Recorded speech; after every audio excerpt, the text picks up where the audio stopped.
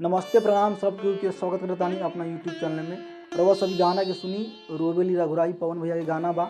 हमरा उम्मीद बा कि रउआ सबके गाना अच्छा लगी और अच्छा लगी तो कमेंट लाइक एंड सब्सक्राइब भी करो, भाई के सपोर्ट करो ताकि हम अच्छा यूट्यूब पे वीडियो बनावे की कोशिश करो। शक्ति बानी लगल लक्ष्मण के रोबेले रघुराई, शक्ति बानी लगल लक्ष्मण के रोबेले रघुराई।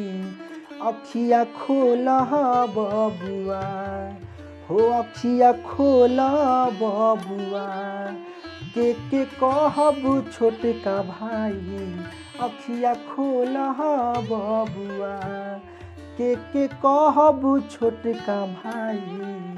अखिया खोला बबुआ, का जाके हम कहबू अवधु में पूछिए तीनों माई।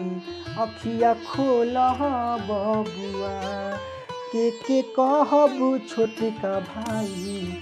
अखिया खोला बबुआ, के कहबू छोटका भाई। अखिया खोला बबुआ, राजभवन के त्याग तू हमारा साथे वन में अइला। आ धर्म करम दुनू से बर भाई के सेवा कैला। तब बोला तोहरा बिन हमारा कैसे जियल जाई, अरे कैसे जियल जाई।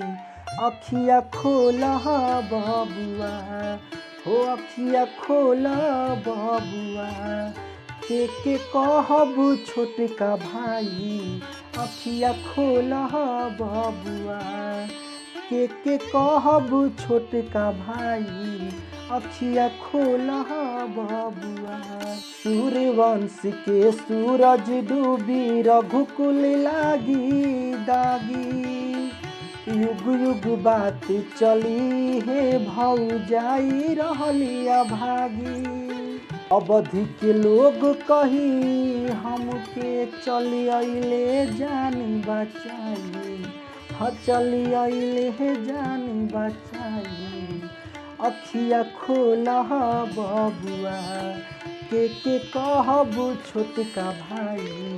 अखिया खोला बबुआ, के कहबू छोटका भाई। अखिया खोला बबुआ। हमरा उम्मीद बा कि हम अच्छा से गौनी है, पवन भैया के जैसे तो हम ना गा पानी है, पर हमके विश्वास होगी थोड़ा उनका तरह गावे की कोशिश करनी है। तो रउआ सब सपोर्ट करी और ढेर सारा प्यार और आशीर्वाद दी।